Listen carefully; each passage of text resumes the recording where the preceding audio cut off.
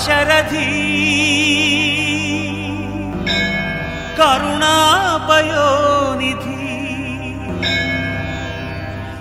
రామనామము రాముడిని ఆదర్శంగా చేసుకొని జాతిపిత మహాత్ముడు ఏ విధంగా ఎలా తన జీవితాన్ని గడిపాడో మనందరికీ తెలిసిన విషయమే. సరే, ఇక మామూలుగా తులసీదాసు అటువంటి మహానుభావులు వాళ్ళు కారణజన్ములు. అందువలన ఎవడైనా రాముడిని నమ్మితే వాడికి మృత్యు అనేటువంటిది హాయిగా అనాయాసేన మరణం వినా దైన్యాన జీవనం అన్నారు చూడండి. అనాయాసముగా హాయిగా వాడు పరలోకగతుడైతాడు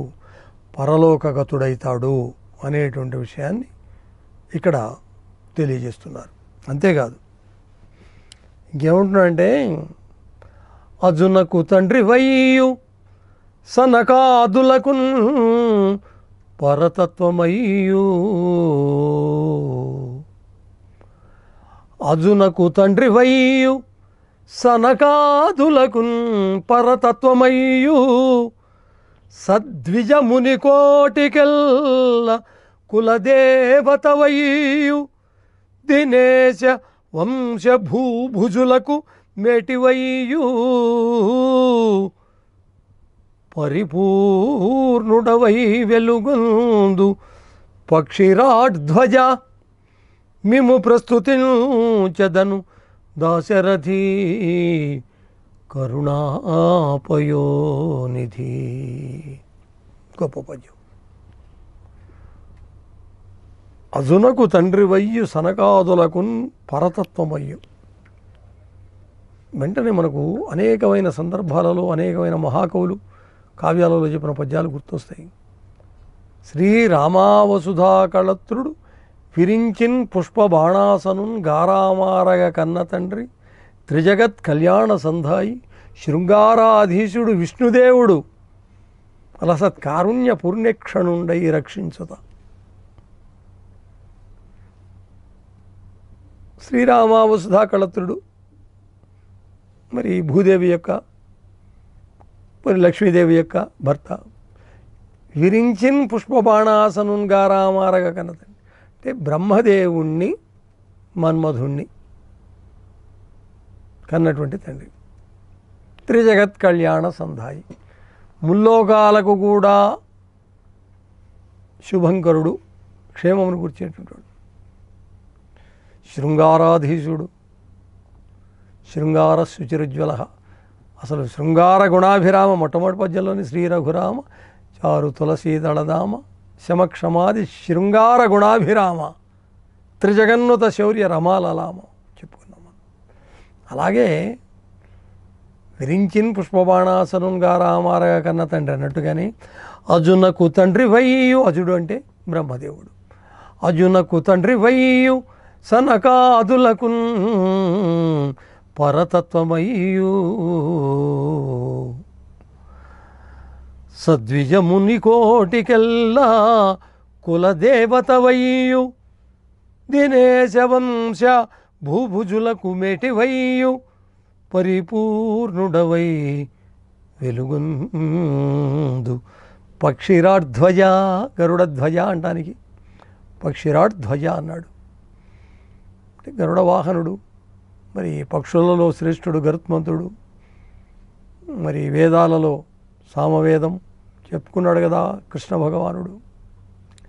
అలాగే ఇక్కడ ఏంటంటే బ్రహ్మకు తండ్రివి నీవు, మరి సనకాదులకు పరతత్వము నీవు. సనక సనందనాది విష్ణు భక్తులకు భగవంతుడు. సనక సనందన మునిజన వందిత అనేటువంటి పాట చాలా ప్రసిద్ధమైనటువంటి పాట. అలాగే ఏం చెబుతున్నాడు, చక్కని నడవడగలిగిన బ్రాహ్మణులకు, అందరు బ్రాహ్మణులకు అనలే, సద్విజముని కోటికెల్లా. అంటే ద్విజులు అంటే పక్షులని అర్థం ఉంది, మునులని అర్థం ఉంది, బ్రాహ్మణులని అర్థం ఉంది. అందువల్ల ఏంటంటే చక్కని నడవడిక కలిగినటువంటి బ్రాహ్మణులకు, ఋషులకు, మునులకు ఉత్కృష్టమైనటువంటి శ్రేష్టమైనటువంటి దైవము నీవే. మరి ఇదేంటి? దినేశ వంశ భూభుజులకు మేటివైన దినేశుడు అంటే సూర్యుడు, దినకర అంటాం కదా మనం, శుభకర అంటే సూర్యవంశరాజులలో భూభుజులు అంటే రాజులు, సూర్యవంశరాజులలో మేటివైనటువంటి వాడివి,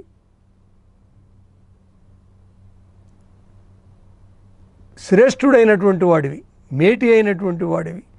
అటువంటి సూర్యవంశంలో జన్మించి పరిపాలిస్తూ ఉన్నటువంటి రాజులందరిలో, పరిపాలించినటువంటి రాజులలో ముఖ్యుడైనటువంటి వాడు దినేశ వంశ భూభుజులకు మేటు పరిపూర్ణుడవై వెలుగొందు. కాబట్టి ఇన్ని మంచి గుణాలు మాకెవరిలో కనపడలేదయ్యా. న్యాయానికి ఏ దైవాన్నైనా ఏ కవి అయినా ప్రస్తుతించేటప్పుడు సకల సద్గుణాభిరాముడనే చెబుతాడు, కానీ ఇవి తక్కువ అని ఎందుకు చెబుతారండి? ఎవరు చెప్పరు. కాకపోతే రాముడు అనేటప్పటికి ఇంకా మనసు పొంగిపోతుంది, ఎవరికైనా ఉప్పొంగుతుంది ఆనందంతో. చంద్రుడండి, చంద్రుడిని చూస్తే ఆహ్లాదం కలుగుతుంది. అబ్బా చంద్రుడు అనం కదా మనం, రామచంద్రుడు. కాబట్టి ఓ రామా, నిన్ను ఓ గరుత్మంతుణ్ణి వాహనం పక్షిరాట్ ధ్వజ అన్నాడండి. పక్షిరాట్ ధ్వజ, ఓ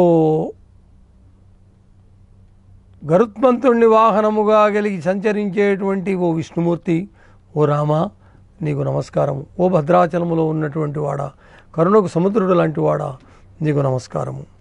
అంటే మొట్టమొదటే అజునకు తండ్రి వయ్యు అని ఎందుకు మొదలుపెట్టాడంటే, బ్రహ్మదేవుడు ఆయన యొక్క నాభి నుంచి పద్మలో జన్మించడం అనేటువంటిది అందరికీ తెలిసి, విష్ణు నాభి కమలము నుంచి జన్మించినటువంటి వాడు పద్మనాభుడు, విష్ణుమూర్తికి పద్మనాభుడు.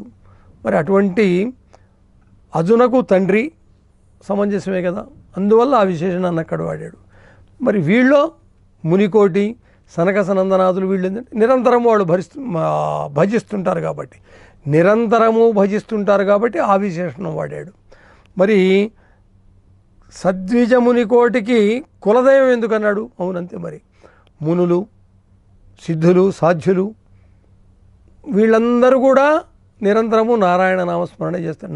నారదుడు ఎప్పుడు నిరంతరము నారాయణ నారాయణ అంటాడు. ఆ నారాయణుడే విష్ణువు, ఆ విష్ణువే రాముడు. మరి దినేశ వంశ భూభుజుడు ఎందుకన్నాడు? సూర్యవంశంలో న్యాయానికి ఇంతమంది మహావీరులు ఉండొచ్చు.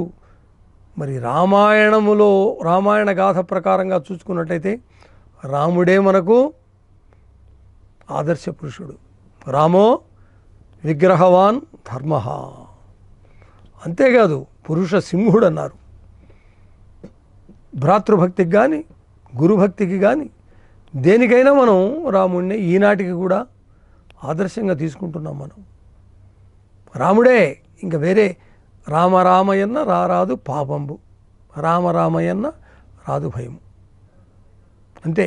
కాబట్టి రామ అనేటువంటి నామాన్ని కనుక ఎవడు ఉచ్చరిస్తాడో, ఎవడు జపిస్తాడో, ఎవడు తపిస్తాడో వాడికి శ్రీరాముడు సర్వవేళలా రక్షకుడై ఉంటాడు అని చెప్పడమే దీంట్లో విశేషం, అంతకంటే వేరేం లేదు.